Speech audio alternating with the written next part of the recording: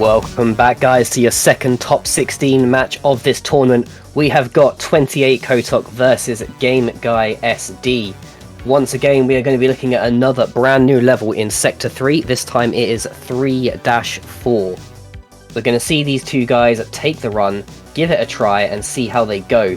So to add a bit of clarity as to what we're doing here, we have a tournament for this new amazing game called Aeon Drive, built for speedrunning, built for racing. And we're having a competition to see who's going to be the first champion of it. So these guys will get this level, they've got 30 minutes to look at it, they've got 30 minutes to learn the route, and they've got 30 minutes to optimize the route. It's going to be very, very tight for these guys. As I've said, they haven't seen this level before. They've had access to Sector 1 and Sector 2 in their pre-game versions, or pre-release versions, I should say, to, you know, get the skills down, get the basics down. But now, they're going to be running this blind. So it's going to be a balance between how fast can they find their route and how fast can they optimize it. So I am, of course, Avalon as we go through into the second game, joined once again by KatherineOfTheSky. And Catherine, we've seen Gameguy play before. We know he knows the game. How do you think he's going to show us his skill in this level?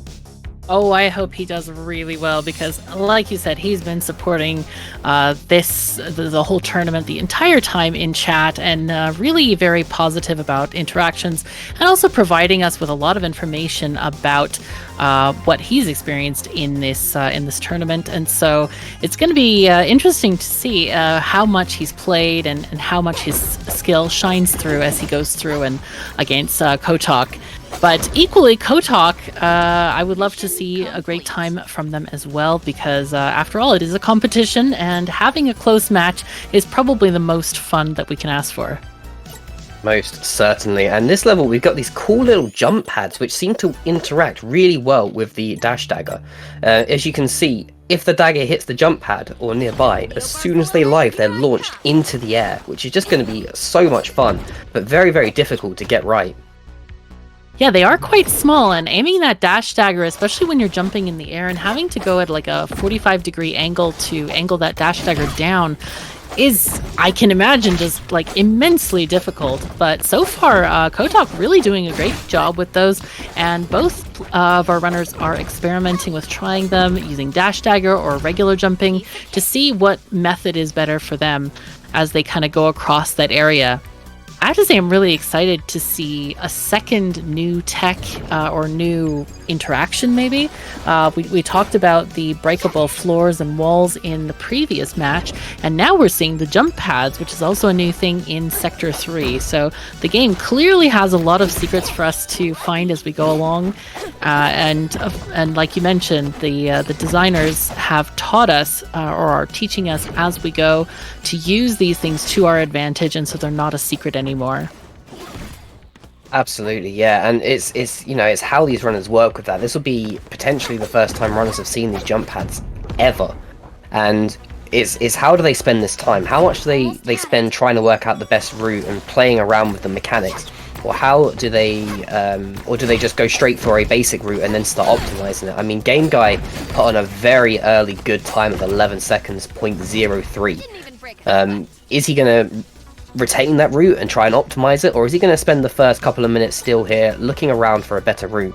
Kotok there has just knocked 2 seconds off his PB as well, down to a 15-second time, but it's still very, very early. There's still lots of stuff to discover, lots of theories to test, and then lots of optimization to do after that. Indeed, and they have 30 minutes to find that optimal route. It looks like with that time of 11 seconds, Gameguy really does has found one of the more advantageous routes.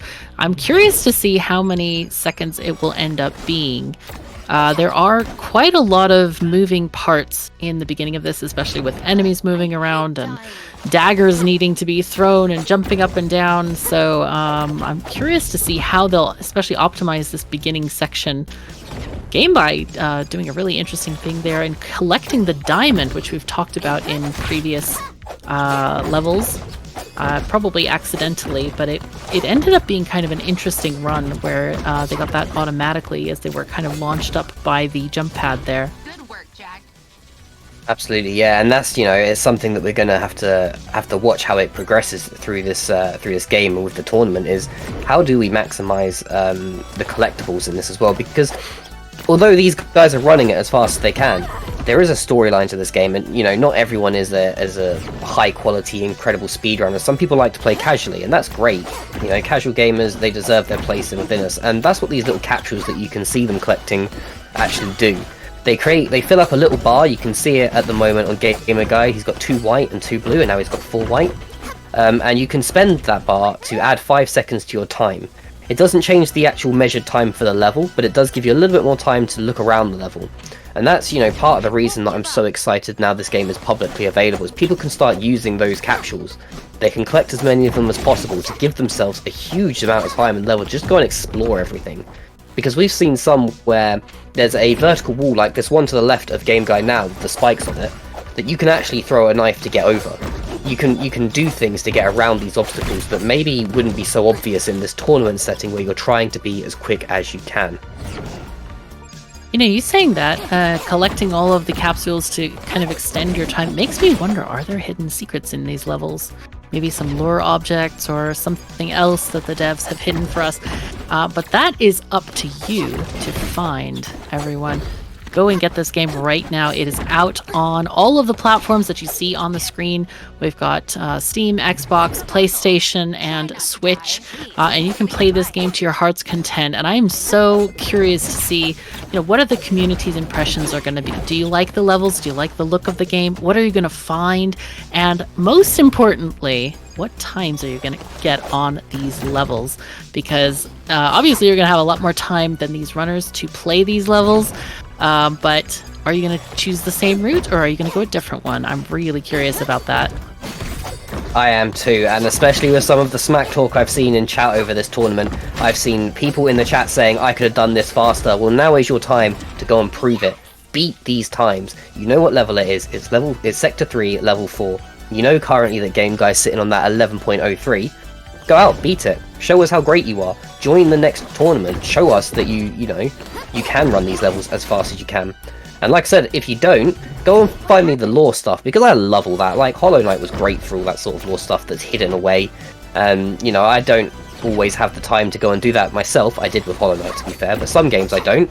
And it's great when people go and create content around that, like what's going on with the city? Why is it in such a dystopian state? Why are these weird electric enemies just zapping around? And why can we travel in time? Go and find these answers for me. I'd love it. Yeah, I'm really excited to see the community's contributions. And if you think you can run these levels faster, like Evelyn said, do it. We're taking names. You talk smack, we want to see you do the thing.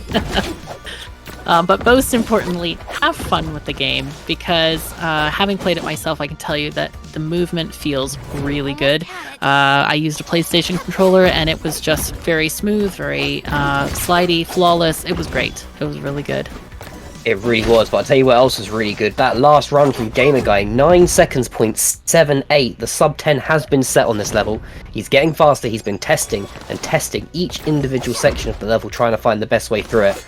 And now he's put it all together to create this insanely fast sub 10 time. Yeah, really been doing his homework there.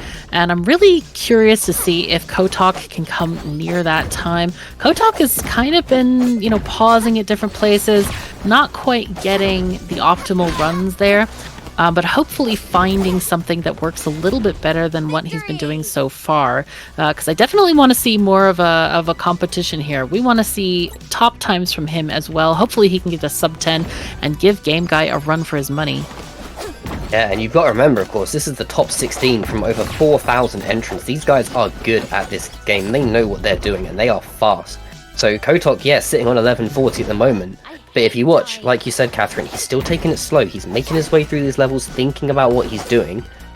He's still got loads of time to optimize. He's just researching at the moment. And that's what's so interesting about these races. How much time do you choose to research against how much time do you choose to optimize? Because in well-ran games, like you look at Legend of Zelda Ocarina of Time, every frame, every pixel is starting to count on that leaderboard.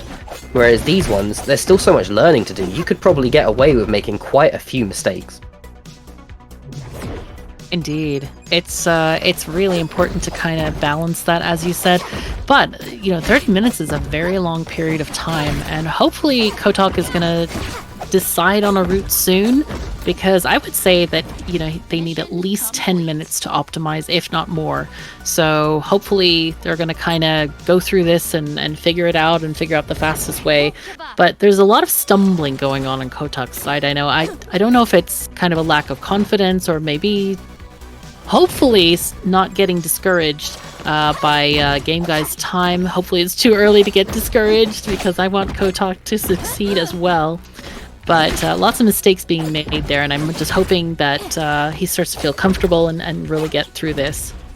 Yeah, and I really hope that as well, because like we talked about last race, the mentality is half the battle in this. If you see your opponent's time slipping away from you, you need to be very, very aware of, you know, what they're doing differently, but without being able to see, obviously, it's not easy.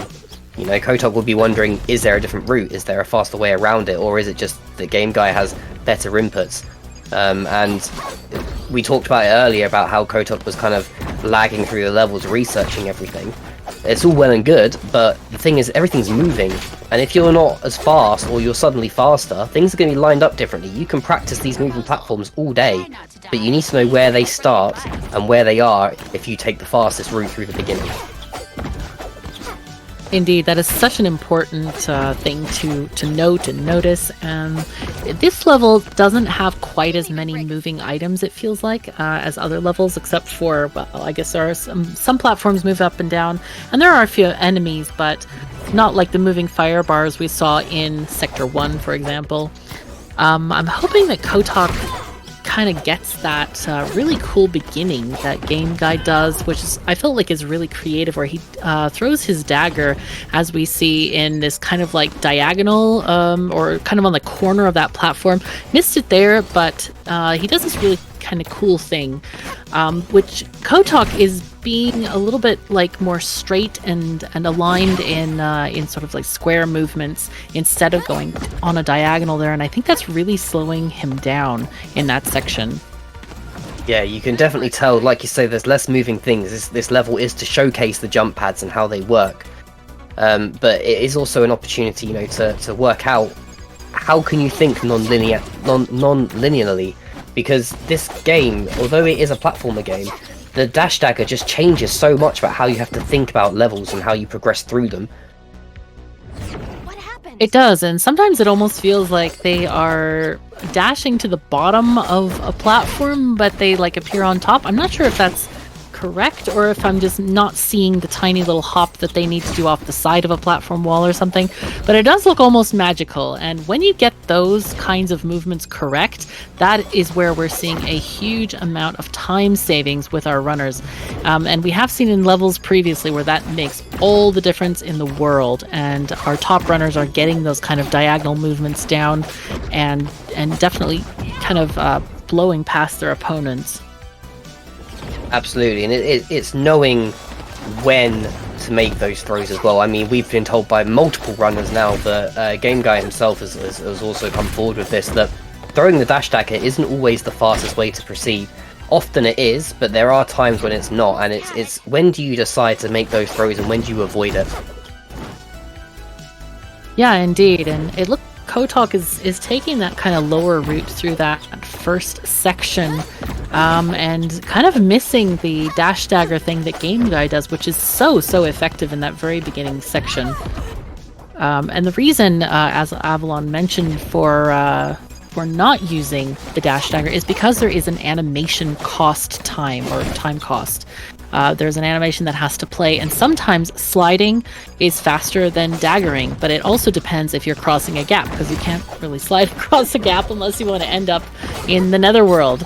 But other times, you know, if you're on a very short platform, running may even be faster than using that particular animation cost to your run. Exactly, and with the range of the dagger and how it interacts with enemies are another great thing to consider, because if you throw the dagger, it kills the enemy, but then it returns the dagger to your hand, which means you have to throw it again to dash.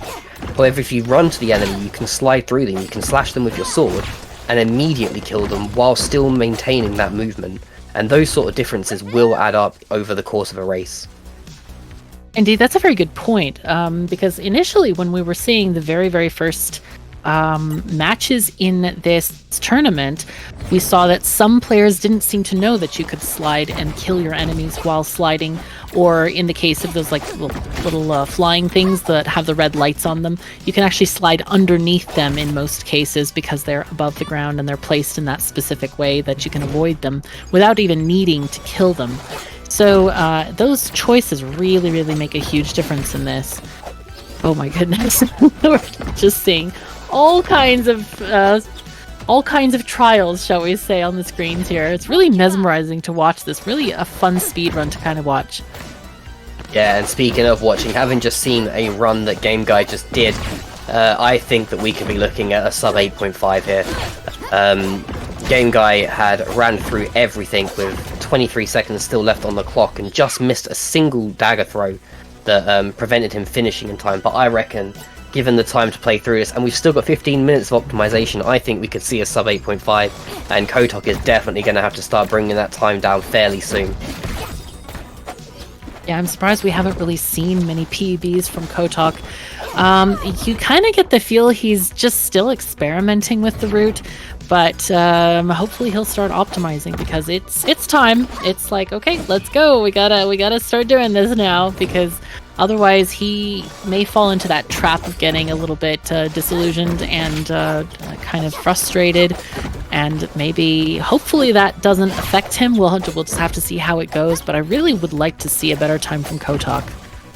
Yeah, and that's the thing with races like this, and where the frame inputs are so precise. Once you start getting frustrated, once your hands start tensing up and the blood starts rushing, it's so much harder to get these inputs. Like, when they're throwing these diagonal daggers, what they're doing is they are assuming they're using a controller, because you can of course use an Xbox controller, PlayStation controller, Switch controller, or your keyboard, but assuming they're using a controller, they're pushing it down and right to throw that dagger. Then they're immediately coming off down to keep the momentum of the character. Then they're going to push the B button or the circle button twice in quick succession, and then throwing the next dagger with a third circle press. There is a lot to do here, and Gameguysd has proved me right once again, dropping it to a sub 9. He only has to knock another 0.28 seconds off his time to get that sub 8.5 that I reckon he can. Oh, and poor KatherineOfTheSky, just as Gameguysd got his PB, KatherineOfTheSky got his PB at 11.08, but I'm sure it must have been terribly, terribly disappointing to see Gameguysd making his time even shorter. So KatherineOfTheSky has got to know, he's got to really optimize this. He's got real competition now. He has to start focusing on that because there's only 13 minutes left.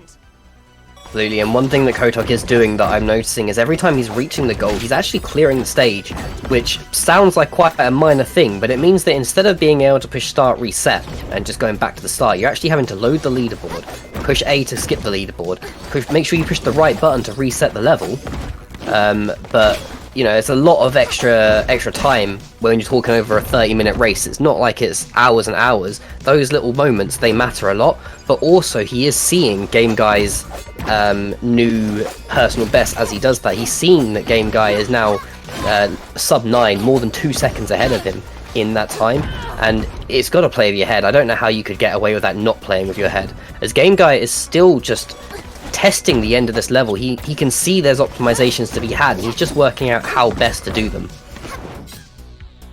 Yeah, indeed, and you got to wonder what's in KatherineOfTheSky's head. Is he going the right route? Is he making the right movements? How can he get those 2 seconds back? Because that's a huge amount of time when you're talking about this level here. That's what, let's see, a quarter of, or a little bit less than a quarter of Gameguysd's time. So a quarter of a level of time is being saved. And that's gotta be like very disappointing and very like demoralizing if he can't figure it out, or if he doesn't have a thought or a plan of how he might improve his time and what he might do.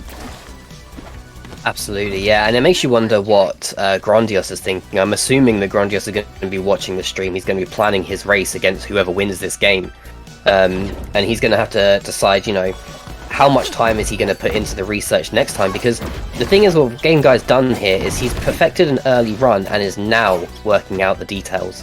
Whereas KatherineOfTheSky kind of did a lot of experiment and is now optimizing. So I'm hoping to see KatherineOfTheSky's time start dropping down more and more, as he stops experimenting with sections of the level and starts just going through. But that dash dagger there to the side of that platform is definitely costing him time, as there's like a small frame lag where his character sits on the edge of that platform just gripping on, which he needs to optimize out of. Yeah, and I'm wondering if he kind of knows or notices or is seeing that as a problem area. But he keeps kind of doing the same thing, and it's got to be very frustrating. 11-13 that run, not getting better. It's definitely not getting better. So he has to figure out something. Yeah, but I mean, when you're talking just between 11.08 and 11.13, you're talking the difference of a single frame. Yes. Whereas when you're talking about the difference between 11 and 8.7 seconds, you're talking about some significant difference. There is something that Game Guy is doing that we can all see, but KatherineOfTheSky needs to work out what that is, and he needs to bring that time down. With just over 10 minutes left, he needs to really work on that time specifically now. I think it's got to be a little bit frustrating because obviously he can get that time consistently. As you said, it's probably the difference of a single frame, but it's still like, gosh, why isn't it getting better? Why isn't it 2 seconds better? So he has to kind of figure out where, oh my goodness, this is an interesting experiment. And I think that's where it's messing with his head now. It's like, is there a better route? Maybe that's what's going on. Is there something that I'm doing wrong? Am I optimizing the wrong area? Is the lower area faster? What can I do? So hopefully it's not a panic feel. Hopefully it's inspiring him to kind of look at things. But yeah, we definitely need to see some optimizations. As we see, that beginning part of the level is very much slower than Game Guy. He really doesn't have that flow that Game Guy seems to have found early on, and it seems like a tiny bit of a struggle. It's yeah, just not working for him the way it is working for Game Guy. Yeah, and there's like these moments here where Game Guy throws that dagger in just insanely good ways. I just wasn't expecting the dagger to move like that at all.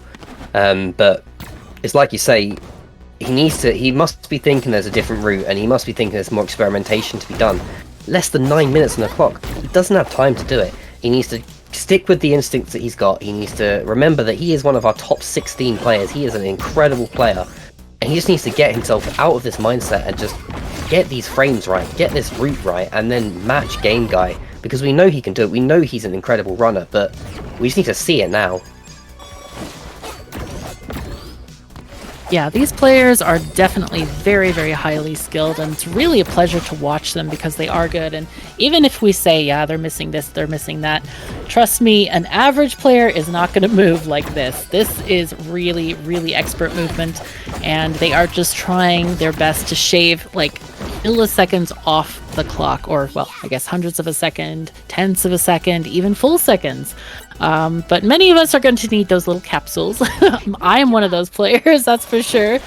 So there's no shade on any of our players, because they are really, really good at this game, and they have qualified to be some of the best in the world at this point. So it's just we want to see our runners having a really great close competition, and just hoping that they both do their best in this. Absolutely, yeah, and you know, it's something that I kind of want to go and load up the game on my second screen here and actually go and look at what the public leaderboards look like for this level, because as much as these guys are playing on their own private build, they're the only ones with access to the leaderboard for this build, so they can just see, you know, Game Guy's time, KatherineOfTheSky's time, compare every single one, the other runner being one of the developers. But the public leaderboard, it'll be interesting to see what the time is there. Where would KatherineOfTheSky actually fit on that board at the moment with the guys that are now having the opportunity to play this? So if any of you guys have got the time, have got the resource available, get this game on your second stream. Get it on Steam now. Type !Aeon into the chat. It will bring up the Steam link. It's currently less than 10 Queen's pounds. Which I believe is less than $15 in the America lands, and you can get this game, and you can let us know what the timetable actually looks like for this level, because I'd be so interested to know. Yeah, I'm very curious as well, because these runners are really doing a good job, but they are also in a very high pressure situation, because as we know, the tournament does have prizes, so there's a reason to get to the end of this, and they are doing their best to just optimize while they can. Again, this is the first time they've ever seen this level, so they haven't had any practice time on it. So it's up to what they're thinking, what their strategy is, and just like thinking on their feet as to how they might get through this the quickest way possible. And the one thing that really makes me think of when you see races like this is that blind run speed. And if you think about Mario players such as Panga, where undoubtedly he is one of the greatest Mario players of the scene at the moment. However, when he played in our random tournament, he struggled with the blind reading of levels. So despite his incredible mechanical skill, he lacked that ability to read levels as quick as other runners did. And that might be what we're seeing here with Gameguy, who has just hit an 8.56, so almost meeting the target that I've set him. Oh. But maybe KatherineOfTheSky with more time would be a lot faster with that technical skill. Yeah, and KatherineOfTheSky, I think he had a 10.70 or 10.78. I think it was a 10.70. Getting a little bit better on his PB, but again, probably seeing Gameguy, it's just gotten a tiny bit faster as well. That's got to be a bit demoralizing. That is pretty rough. Yeah, the next target for KatherineOfTheSky will be getting that sub 10. He knows it's possible, and just for a point of personal pride, that will be the next target for him. Again, like you say, it's got to be really tough where you're just on the cusp of breaking 11 seconds, and you finally do it just to see that Gameguy is still over 2 seconds ahead of you. Yeah, he's got to be wondering at this point, and just less than 5 minutes left, and there's not much time. Do you find a new route? Do you try to optimize what you're doing? You know, what's the answer here? How can you possibly improve? His mind has just got to be going bonkers, just trying to think of like, what can I do? And there's so little time left to do it in. Yeah, and you know, Gameguy's now, he's so far ahead, he's able to take these risks and these experiments. He's trying to throw a dagger a huge distance here to get across there, and he's done it that time. And you saw it there, as he hit that platform, his character was immediately off it again. That's where that speed is coming from. Whereas KatherineOfTheSky is clinging to that wall, not jumping up immediately. And I don't know if KatherineOfTheSky's going to be able to work out how best to optimize that in the next 4 minutes or so. But Gameguy is still just trying to optimize this very, very final section of the level. He's trying to use an almost a double jump sort of effect in the game. It is still, obviously, lots of the inputs are being queried, but you can kind of down, jump to launch yourself a little bit higher. I'm sure one of the runners will clarify in chat for me how you actually put the inputs in, but once he gets that down, that'll be an insanely quick time, and I want to see this sub 8.5 that I have targeted since the start of this race. Yeah, I think it's definitely possible. Gameguy really working on the optimization here, and it's really a pleasure to watch how he's like looking at every single part of the level. We saw just now the ending part where he's just trying some new techniques to get through there faster. And I think he's probably been waiting for this moment the whole time while watching the stream, talking about all this stuff, like showing what he can do in this level of the race here, and obviously doing a really good job with kind of just researching each little section and optimizing it to get a really, really fast time. Whereas KatherineOfTheSky, even though he's getting a few PBs here and there, still over 2 seconds behind. Yeah, and I suppose part of that is going to be from Gameguy watching this tournament all the way through. He's been here for practically every single game, watching every runner, watching every technique that comes out, watching every frame. And when you're watching the game, it's a lot easier to see these optimizations. Whereas when you're playing it, you're obviously stuck in the moment quite a lot more. So maybe the time that Gameguy has spent with us in chat, supporting us with facts about the game and how it feels to play the game, maybe that's really helped him grind down these times further. That's a really good point that you've made, because I think a lot of people learn really well from watching others play. I know that I do. If I watch another person play a game, I'm like, wow, this is so great. You know, I don't have to figure out this, or, oh, wow, I never thought about that. There's so much that you can learn from how other people play games. It's a really valuable resource for you to watch videos or streams, or and even like in this kind of a stream, you can even ask other runners, how do I do this, or what is that, or what are the inputs like for this, and I want to achieve this, how is the best way to get there? So that is a really good resource for people, and obviously it's been helping Gameguy because he is just flying through this level. Yeah, and if you want to be one of those content creators, this is the game to pick it up on. With how popular TikTok is at the moment, how easy it is to get a lot of views very quickly on TikTok. The level times on this are perfect for that sort of app, whether it's YouTube Shorts or whatever. This is a good game to get content on, and you can really start showing your skill in really short bursts that people can easily digest. And this is a great opportunity to get into content creation on this game. That is what I want to see more of as well, which is more of a community around this. Yeah, that's a really good point. It's super easy to record, and these levels are of a perfect time, less than 10 seconds, and you can have your own little video and showing how good you are at the game, and hopefully create some more popularity for the game and for yourself at the same time. It's a really perfect platform for that. Game Guy that time, he got caught on the top of a platform, but he perfectly finished the end there. It actually worked out at an 8.7 something time, wow. But that was incredible. If he hadn't caught that platform at the end, like he just did there, he would have just set a new PB and he would have met that target time. But with 10 seconds left on the clock, I cannot see either of these runners beating that 8.5 target that I've set. Yeah, this has been a really interesting run, but again, we have a very similar gap between the runners' times, and unfortunately, nobody or KatherineOfTheSky never closed that gap, ending up at just over 2 seconds over Gameguysd time. So Gameguysd is our winner for this match, and it's been a really a pleasure to watch both of our players, since they both did an amazing job. And yeah, that's going to have to do it for this particular match, but we will see you in the next one.